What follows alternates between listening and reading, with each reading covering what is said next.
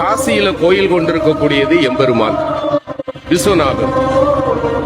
அந்த விஸ்வநாத பெருமானுக்கு ஒரு நாள் ஒரு ஆசை வந்துதான்.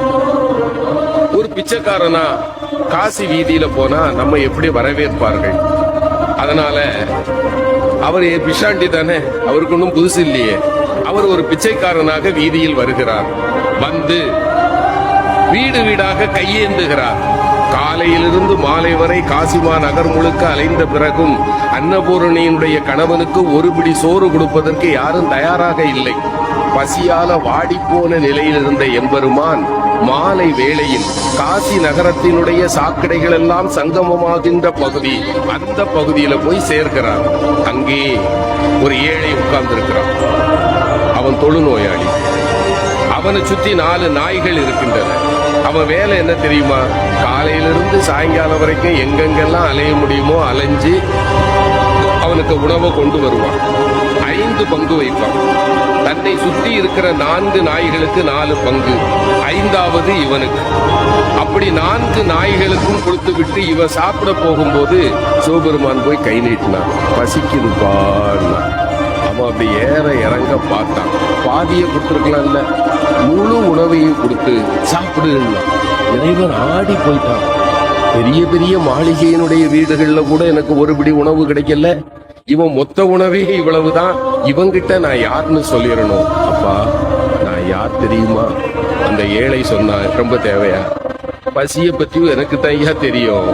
நானாவது காலையில இருந்து தான் சாப்பிடல, உன்னை பார்த்தா 3 நாளா சாப்பிடாத அசாமி மாதிரி தெரியுது. சாப்பிடு, உன் கதையை சொல்லு.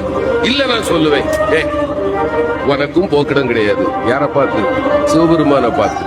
உனக்கும் போக்கிடம் கிடையாது, எனக்கும் போக்கிடம் கிடையாது. இங்கதானே இருக்க போறோம், சாப்பிட்டுக்கிட்டு சொல்லுப்பா. இல்லையா, நான் சொல்லியே ஆகணும். அந்த ஏழை சிரித்து கொண்டே சொன்னார், என்ன பெருசா சொல்லிட போற? நீ யார்? அவ்வளவுதானே. நான் சொல்லவா? நீ பரம்பொருள். இங்கு கோயில் கொண்டிருக்கக்கூடிய காசி விஸ்வநாதன் நீ. சரிதானப்பான்னா. இறைவன் ஆடி போயிட்டான். ஞானிகளாலும் கண்டுகொள்ள முடியாத என்னை மகனே நீ எப்படிப்பா கண்டுகொண்டாயின்னா. அந்த ஏழை சொன்னா, இந்த ஊர்ல யாருமே என்ன மனுஷனா பார்க்க மாட்டாங்க ஐயா. என்ன பார்த்தா 100 அடி தள்ளி போயிடுவாங்க.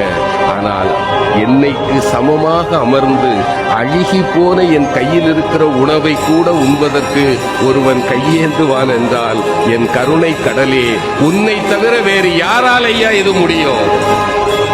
நீ என் முன்னே வந்து அமர்ந்த போதே நான் கண்டுகொண்டேன் நீ யார் என்று. எம்பெருமான் அவன் கையை பிடிச்சான். அவன் தொட்ட பிறகு மேனில ஒரு நோய் வருமா? அவன் கையை பிடித்துக் கொண்டு சொன்னான், மகனே ஏன் நான் உன்னை தேடி காட்சி கொடுக்க வந்தேன் தெரியுமா? 4 உயிர்களுக்கு நீ உணவு தருகிறாய் பார்த்தாயா? நீ உண்பதற்கு முன்னால் 4 உயிர்களுக்கு நீ உணவு தருகிறாய் பார்த்தாயா? உன்னை விட மிகச்சிறந்த கொடையாளி வேறு யாரும் இல்லை.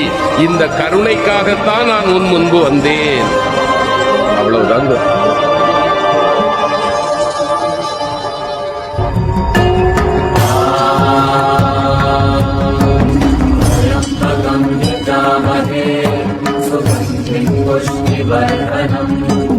पूर्वारुकमिव बन्धनान् विद्युर्मुक्षीयमामृतात्